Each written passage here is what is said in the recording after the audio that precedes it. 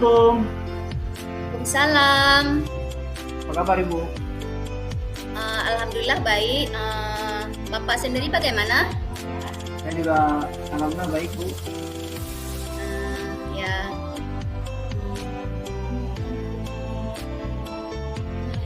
Ada yang bisa saya bantu, Pak? Ada Bu. Ini saya lihat Pak Ian nampaknya nih sedang ada masalah ya. Terlihat dari raut wajah Bapak. Iya Bu, betul. Memang wajah saya lagi bermasalah Bu. Eh, jadi Bu, saya ingin curhat nih Bu. Curhat dengan saya, Pak ya. Ya, curhat. Lagi ada waktu untuk mendengarkan curhat dari Pak Ian. Ya, silakan Bapak, mungkin nanti kita bisa sama-sama. Oke Bu, jadi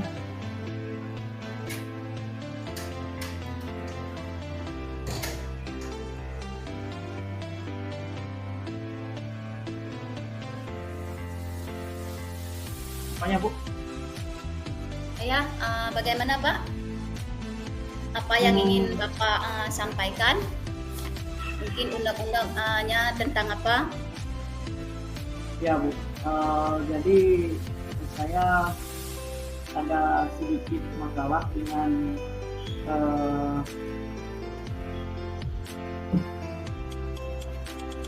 tempat kerja saya Bu. Ya, Jadi apa namanya?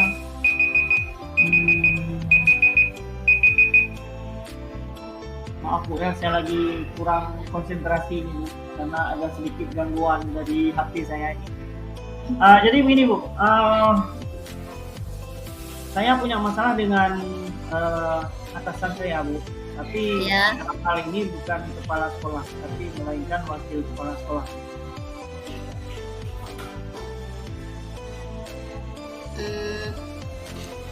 Kira-kira masalahnya itu apakah sudah dibicarakan bersama-sama, Pak? Belum Bu, belum dibicarakan.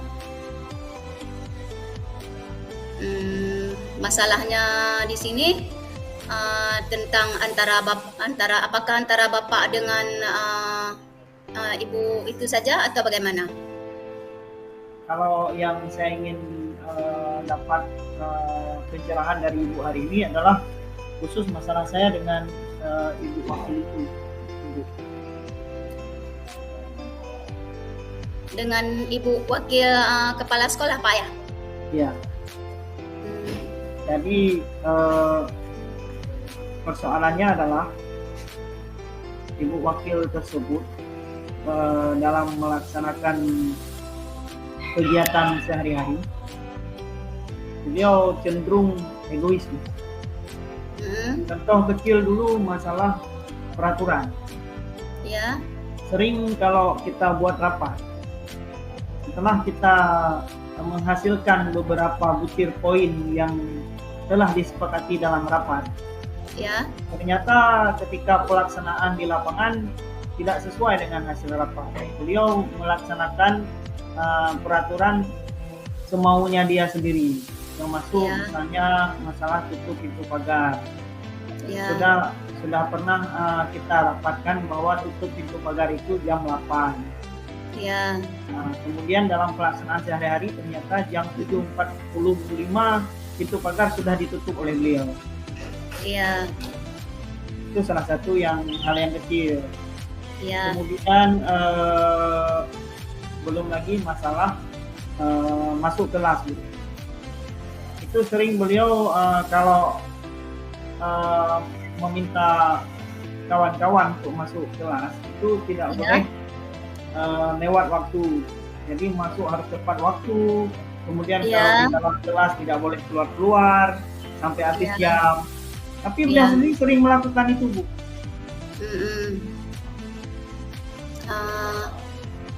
Tadi Pak Ian kan mengatakan tutup pagarnya itu kan jam yang kesepakatan jam 8 ya. Apakah Pak Ian ini udah menanyakan ulang tentang hasil rapat ke ibu tersebut, tentang jadual tutup pagarnya mungkin? Sering saya tanyakan, Bu. Cuman jawaban beliau tidak memuaskan saya dan kadang-kadang bikin saya jengkel.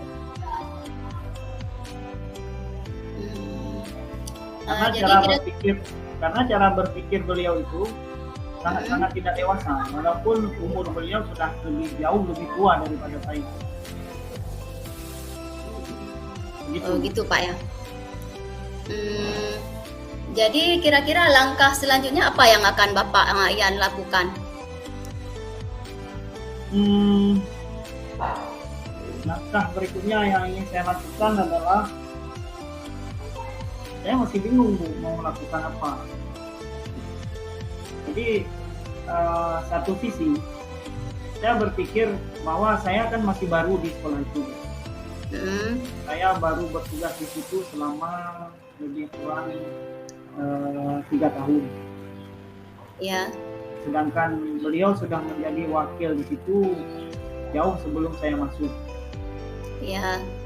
Belum lagi di situ ada guru-guru yang lebih senior, yang lebih memungkinkan untuk berbicara dengan ibu wakil itu.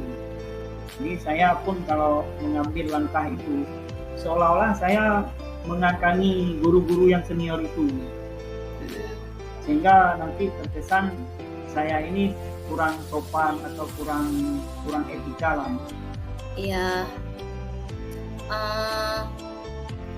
Atau mungkin apakah Bapak sudah berkolaborasi dengan rekan yang lain mungkin? Saya sudah mencoba curhat dengan kawan-kawan. Ya. Yang lucunya justru mereka meminta saya untuk ngomong dengan ibu wakil itu. Karena menurut mereka saya yang paling dekat dengan ibu wakil itu sekarang. Iya. Sedangkan saya sendiri nggak merasa kalau saya dekat dengan beliau. Cuman kalau memang mungkin selama ini pantauan dari kawan-kawan bahwa ibu wakil tersebut lebih dekat dengan saya, itu ya di luar pengetahuan saya dan di luar kesadaran saya. Karena yang saya alami dan saya rasakan bahwa saya biasa-biasa aja, nggak merasa dekat kali pun dengan beliau. Cuma anggapan kawan-kawan mengatakan bahwa sekarang ini saya bestinya beliau gitu. Oh gitu ya. Nah ini kan dari anggapan dari rekan Bapak, kira-kira apa yang akan Bapak lakukan? Ini anggapan bahwa ini kan tadi bahwa Pak Ian ini merupakan satu tipe lah dengan Ibu tadi. Jadi apa yang akan Bapak lakukan dari tanggapan kawan ini? Saya nggak setipe Bu dengan ibu itu. Bahkan jauh beda tipe saya dengan ibu itu. Cuman mungkin mereka menganggap ibu itu lebih banyak bicara dengan saya ketimbang kawan ibu yang lain yang sudah duluan di situ. Mungkin karena ibu wakil ini merasa saya orang baru, jadi tidak terlalu banyak tahu karakter dia, sehingga ibu wakil tersebut banyak cerita dengan saya. Iya. Paling ya langkah yang ingin saya lakukan, saya coba bicara dari hati ke hati dengan beliau. Cuman saya pikir saya harus mencari situasi atau kondisi saat-saat beliau itu lagi sedang moodnya bagus Bu. Iya.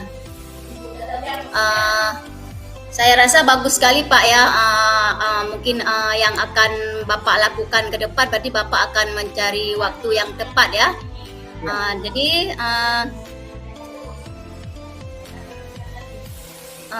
yang langkah yang akan Bapak yang lakukan untuk selanjutnya, kira-kira apa lagi akan Bapak lakukan? Ya seperti saya katakan tadi Bu, ketika waktu itu ada, saya ajak beliau untuk ngomong. Kalau memang apa yang saya omongin memang diterima, ya alhamdulillah. Kalau memang tidak, ya berarti saya harus mencari cara baru lagi Bu. Ya ini kan tadi Pak Ian itu kan opsi pertama. Kalau misalnya cara yang pertama tadi itu nggak berhasil, langkah selanjutnya kira-kira yang mana? langkah selanjutnya mungkin agak jahat, Bu. Agak jahat ya? Langkah selanjutnya itu saya ajak kawan-kawan untuk melakukan mosi tidak percaya terhadap beliau. Jadi kami buat semacam surat pernyataan yang ditandatangani bersama untuk menurunkan beliau dari wakil kepala. Begitu Pak ya. Jadi ini saya rasa ya yang opsi pertama tadi ya, semoga nanti yang Pak Ian lakukan berarti dia mendekati ataupun melihat moodnya yang bagus ya. Semoga ini harapan saya nih ya, yang tadi itu yang bisa berjalan. Ini dari percakapan ini yang Bapak harapkan ini apa? Yang saya harapkan ya kalau bisa saya dapat pemecahkan masalahnya, Bu. Setidaknya ada sedikit dukungan dari orang lain yang mungkin bukan dari buah pemikiran saya sendiri bahwa saya harus melakukan perubahan. Iya. Jadi menurut ini kan dari perbincangan kita hari ini ya, dari saya ini kan, semoga saja itu yang opsi yang pertama yang tadi bisa Bapak Ian jalankan. Itu saja mungkin untuk percakapan hari ini. Bagaimana Pak Ian? Tanya Bu, yang bagaimana? Kurang jelas Pak suaranya. Ya, yang bagaimana itu apanya Bu? Maksudnya kan tadi Pak Ian menawarkan opsi yang pertama itu Bapak akan mencari waktu yang tepat ya, untuk bisa mendekati Ibu tadi. Karena yang saya tanyakan tadi kan itu opsi pertama jawaban Bapak ya, sedangkan opsi yang kedua itu Bapak akan mencari jalan jahat ya. Iya, jadi jalan yang kurang bagus lah Bu ya. Iya, yang kurang bagus lah. Ini kan bukannya memberi saran nih ya, tapi yang opsi tadi apakah yang menurut Bapak ini, menurut Bapak nih kan ada dua pilihan. Ini yang menurut Bapak ini opsi yang mana yang harapan Bapak? Saya sih maunya yang baik-baik Bu, yang baik-baik dulu. Kalau memang yang baik tidak bisa, baru pakai cara yang kurang baik Bu. Cuman kan tidak ada orang yang mau yang nggak baik. Semua orang mau yang baik kan. Karena nanti kalau memang saya jalankan opsi yang kedua, itu akan terjadi masalah baru Bu nantinya. Iya. Jadi gini Pak Ian ya. Dari pertama kita ngobrol, kemudian dari opsi yang ditawarkan tadi ya dari Pak Ian, di sini semoga saja berarti opsi pertama ini bisa berjalan Pak Ian ya. Jadi Pak Ian bisa mengambil opsi pertama, kemudian sehingga nanti bisa masalah Pak Ian ini bisa terselesaikan. Ya oke Pak Ian, saya rasa begitu tentang masalah Bapak.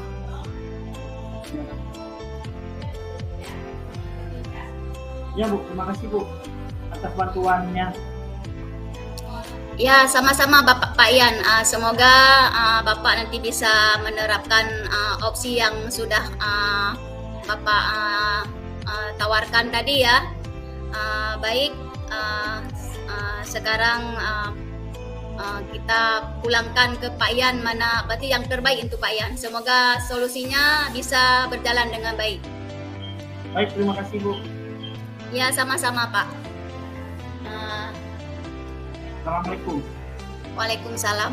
Tetap semangat. Ya. Assalamualaikum Pak Ian. Waalaikumsalam Bu. Gimana Bu? Bagaimana kabarnya hari ini Pak? Alhamdulillah, saya kabar baik, sangat baik. Bagaimana dengan Ibu? Saya sendiri sehat juga. Apakah Bapak hari ini kira-kira ada waktu nggak Pak sebentar? Baik,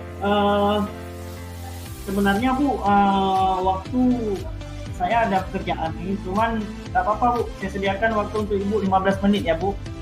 Oh ya baik Pak, terima kasih banyak atas waktunya. Saya ini kan mau sedikit berbagi keluh kesah saya dengan Bapak ya.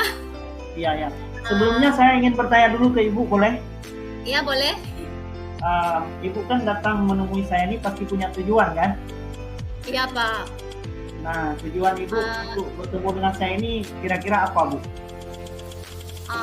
Saya kesini kan ingin menjumpai Bapak karena saya ingin sedikit berbagi unek-unek yang ada di dalam hati dan pikiran saya dengan Bapak. Siapa tahu nanti saya bisa mencari jalan keluar dari unek-unek atau masalah yang sedang saya hadapi. Oke, kira-kira Bu ya, yang ingin Ibu bicarakan dengan saya tuh menyangkut masalah apa, Bu? Ini menyangkut dengan peserta didik saya, Pak. Ini kan kebetulan saya sekarang kan mengajar di kelas 10-1. Sekaligus saya juga menjadi wali kelas di kelas tersebut. Kemudian dalam wacana kami di tahun ini kelas 10-1 ini mau dijadikan sebagai kelas inti, Pak. Jadi masalah saya sekarang ini, Pak, ternyata di dalam perjalanan ini sekitar sudah hampir 2 bulan ini, Pak ya, ada satu peserta didik saya, dia bernama Muhammad Hafiz. Ternyata dia belum bisa membaca, Pak. Oh, ya. Oke, Bu. Jadi Bu, kira-kira nih Bu ya, yang pengen Ibu dapat dari percakapan kita ini nantinya apa, Bu? Saya inginkan misalnya dari sini nanti ada solusi buat si Muhammad Hafiz ini ke depannya, Pak. Oke, baik, Bu. Berarti dari persoalan ini Ibu curhat ke saya supaya mungkin kita bisa menemukan solusi bersama-sama, Bu ya. Iya, Pak. Jadi, solusinya ini bukan dari saya, tapi sama-sama kita cari, Bu ya. Iya. Baik, kira-kira yang udah ada dalam pikiran Ibu, ya kan? Ya. Apa persoalan yang sangat mendasar dari si Muhammad Hafiz ya? Ini yang pertama sekali, ini kan yang menjadi ini pemikiran saya ini yang pertama karena ini kan wacana kami di kelas 10-1 ini kan kami mau menjadikan kelas itu sebagai kelas inti. Nah, sedangkan di si Muhammad Hafiz ini dia kan nggak bisa membaca. Jadi nanti kan bagaimana dia bisa duduk di kelas inti sedangkan dia tidak bisa membaca. Sedangkan program selanjutnya di kelas inti tersebut kami akan mengadakan kegiatan sore, itu ada les bahasa Inggris, kemudian ada juga menghafal Al-Quran, dan juga ada yang satu lagi nanti masalah seni. Nah, sedangkan si Hafiz ini kan dia nggak bisa membaca. Jangankan nanti dia menulis yang bahasa Inggris, bahasa Indonesia aja dia belum dapat. Begitu, Pak. Oke, saya paham. Jadi di sini kan kalau yang saya tangkap ya, mempunyai rasa kekhawatiran di mana kelas Ibu ini direncanakan menjadi kelas inti. Iya, Pak. Dan kelas Ibu ini adalah kelas 10-1 ya. Iya. Kebetulan Ibu di situ wali kelasnya. Jadi otomatis Ibu sangat terbeban dengan iya, Pak. Ya. Jadi Muhammad Hafiz ini tidak bisa membaca ini memang dia total tidak bisa sama sekali, Bu, atau memang sedikit-sedikit bisa? Dia memang nggak bisa membaca. Misalnya gini, waktu disuruh, ada kemarin saya tes, sebenarnya bukan tes untuk membaca, tapi saya ingin melihat apakah di siswa di kelas 10 itu bisa membaca lambang matematikanya. Ternyata waktu saya suruh membaca, pasti saya tunjuk kenapa si Muhammad Hafiz. Jadi kata kawannya, Bu, dia nggak bisa membaca. Nah, kawan ini ternyata kawan waktu dia SMP dulu. Memang dia nggak bisa membaca. Oke. Berarti bagaimana dengan kawan-kawan guru yang lain, Bu, yang masuk ke kelas itu? Apakah mereka juga mempunyai keluhan yang sama? Beberapa memang sudah setelah saya konsultasi dengan guru-guru yang lain, ada seperti Bu Fona, itu guru TIK, memang mengatakan kita nggak bisa membaca tulisan yang dia tulis di buku catatannya. Kemudian kemarin ada lagi Bu R yang menggantikan guru biologi, dia mendikte sedikit bahan pelajaran, dia tidak menulis. Waktu ditanyakan kenapa nak nggak nulis, Katanya saya kalau didikte nggak bisa nulis Bu, berarti dia hanya bisa melihat dari buku, pindahkan ke buku catatan dia, begitu Pak. Jadi kalau menurut Ibu, level dia tidak bisa membaca itu kalau kita hitung dari 1 sampai 10 dia berada di angka berapa? Saya rasa di angka paling bawah itu ya, sekitar angka-angka kalau mengenal abjad itu 1, 2, berarti sekitar level 3 lah ya. Berarti paling bawah memang. Berarti memang sangat berat Bu ya untuk dia bisa tetap berada di kelas inti. Iya. Nah kalau menurut Ibu sendiri yang sudah Ibu pikirkan ketika Ibu duduk-duduk misalnya, ini bagaimana ya caranya si Hafiz ini kita buat? Nah, itu ada nggak pernah terpikir oleh Ibu yang idealnya itu? Ada kan kemarin kan karena kami memang wacananya mau kelas inti, jadi saya pertama memanggil dia kemarin itu pas saya panggil ke, memang nggak ada, ini bukan panggilan untuk guru BK tapi saya pribadi sebagai wali kelas, cuma saya panggil dia ke ruang BK, saya konsultasi ke dia, Muhammad Hafiz, bagaimana jika seandainya kamu ini pindah ke kelas lain, ini bukan pindah sekolah saya katakan, tapi pindah ke kelas lain di mana nanti kamu di sini tidak akan terbeban di kelas ini, karena maksudnya begini, maksud saya terbeban ini kan masih banyak kegiatan lain, berarti karena dia tidak bisa membaca otomatis dia akan terbeban dengan kegiatan-kegiatan ekstra lainnya. Kemudian itu yang pertama, opsi saya yang pertama. Kemudian yang kedua, saya tawarkan ke dia, ini saya juga sudah berkonsultasi dengan kebetulan waktu itu wakil kurikulum ya tentang masalah si Hafiz. Jadi saya mengatakan, Bu, ini bagaimana si Hafiz, kan dia nggak mungkin kita keluarkan di sini karena seperti kita ketahui anak itu punya karakter dan kemampuan yang berbeda. Jadi saya sarankan ke ibu itu bagaimana misalnya kalau dia tiap pagi, apakah dia 1 jam pelajaran pertama, dia kita panggil ke ruangan khusus, apakah itu di perpustakaan atau di ruang waka kurikulum yang memang nggak ada, misalnya orangnya nggak rame di situ. Nah di situ kita tuntun dia supaya bisa membaca. Nah itu Pak yang sudah saya lakukan. Oke, jadi di sini Ibu punya 2 opsi ya. Yang pertama memang ingin memindahkan dia ke kelas lain. Iya. Yang kedua, Ibu sediakan waktu khusus buat dia untuk apa tadi namanya membaca ya, Bu. Belajar membaca. Dari 2 kemungkinan ini, kalau menurut Ibu dalam waktu dekat ini mana yang lebih mungkin Ibu lakukan? Kalau yang dari yang kurun waktu ini, yang opsi yang pertama, yang memang sudah kami sepakati kemarin. Memang setelah saya panggil dia, saya jelaskan kemudian tentang keadaan dia, kemudian tentang rencana kelas kami ke depan yang di kelas 1-1.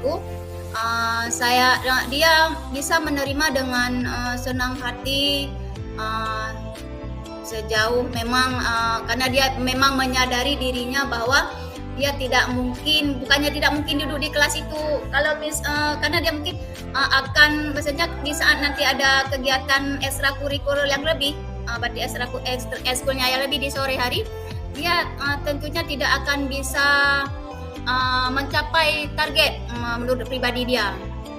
Baik Bu. Jadi Bu, Ibu tadi memilih opsi pertama yaitu memindahkan kelas dia. Kira-kira apa risiko yang akan terjadi jika Ibu melakukan itu? Resikonya Pak ya? Iya. Ini kan mungkin, tapi resiko ini sudah diprediksi nggak terlalu berbahaya ya.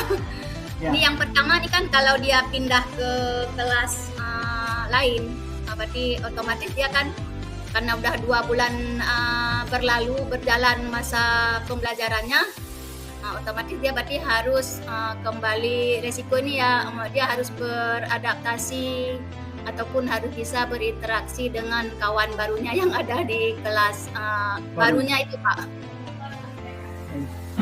Kalau resiko dari sisi wali siswa atau wali murid bagaimana? Apakah Ibu pernah? Kalau dari wali murid, saya rasa ini kan kalau resiko dari wali murid, nampaknya kalau kita prediksi nggak ada, karena memang wali murid ini udah tahu memang tingkat kemampuan dari anaknya.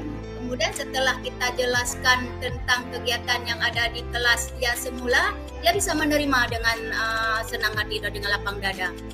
Baik Bu, kalau begitu saya anggap ini clear Bu ya.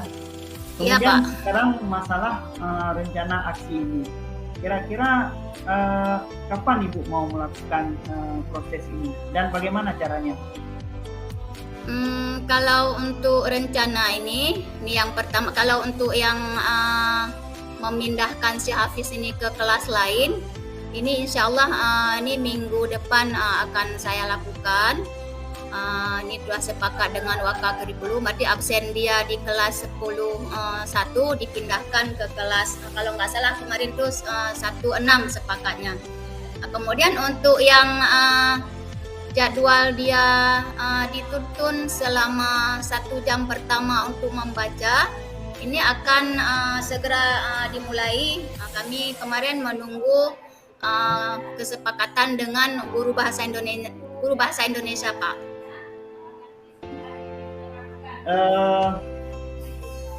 Apakah kepala sekolah dilibatkan Bu? Iya Pak, maksud dilibatkan di sini kami memberitahukan kepada kepala sekolah bahwa ada anak yang di kelas 10.1 ini tidak bisa membaca, dan respon Bapak pun memang seperti guru yang lain juga, bukannya maksudnya si anak ini tidak ditempatkan di kelas 10.1 ini, takutnya nanti malah akan menjadi beban bagi dia sendiri. Baik. Apakah Ibu juga berkonsultasi dengan wali kelas di mana dia akan ditempatkan? Apakah nanti wali kelas itu juga tidak bermasalah seperti masalah Ibu? Kebetulan wali kelasnya saya sendiri Pak. Enggak, maksudnya Ibu kan mau si Hafiz ini pindah ke kelas lain. Ya. Nah, kelas lain itu kan ada wali kelas juga. Oh ya. Nah, apakah wali kelas lain di tempat si Hafiz yang akan dipindahkan bisa menerima si Hafiz dengan keadaan yang seperti itu? Oh ya. Kami sudah sebelum memang melakukan pemindahan langsung si Hafiz ini ke kelas tersebut, kami sudah duduk sebelumnya, dan kami mengatakan bahwa si Hafiz ini dia kekurangan dia untuk usaha, bukan kekurangan, mungkin dia belum sampai ke situ ya, tingkat kemampuannya dia belum bisa membaca, tapi dari segi akhlaknya cukup bagus Pak. Itu orangnya dia sopan, kemudian karena kalau sekarang kita yang mengutamakan kan akhlaknya dia. Kemudian dia setiap hari di saat dia masuk ke sekolah, dia juga tidak terlambat, kemudian orangnya juga berpenampilan rapi dan tidak suka, pokoknya istilah kalau memang guru masuk dia udah ada di dalam. Berarti cuman dia nggak bisa membaca, kalau mengenai karakter akhlaknya itu the best. Oke, baik Bu, ini dapatkan dari percakapan kita ini 30 detik Yang saya dapatkan hari ini, alhamdulillah sekali dari percakapan kita hari ini, saya bisa mencari solusi untuk si Muhammad Hafiz saya sehingga dia tidak merugikan, dan juga saya bisa, pihak sekolah atau kami bisa melaksanakan wacana yang sudah kami susun, yaitu menjadi kelas 10 menjadi kelas inti. Terima kasih banyak Pak Ian yang sudah membantu mendengarkan unek-unek saya, membantu mencarikan saya solusi untuk hari ini. Terima kasih kembali buat Ibu yang sudah mempercayakan saya untuk membantu apa yang menjadi permasalahan bagi Ibu. Mudah-mudahan apa yang kita rencanakan bisa terjadi dan tidak ada masalah apa-apa. Saya nanti akan menjumpai Ibu minggu depan atau minggu depannya lagi untuk melihat perkembangannya. Terima kasih Ibu. Ya, terima kasih sama-sama. Waalaikumsalam. Terima kasih juga Pak atas waktu dan teman ngobrolnya. Makasih banyak Pak.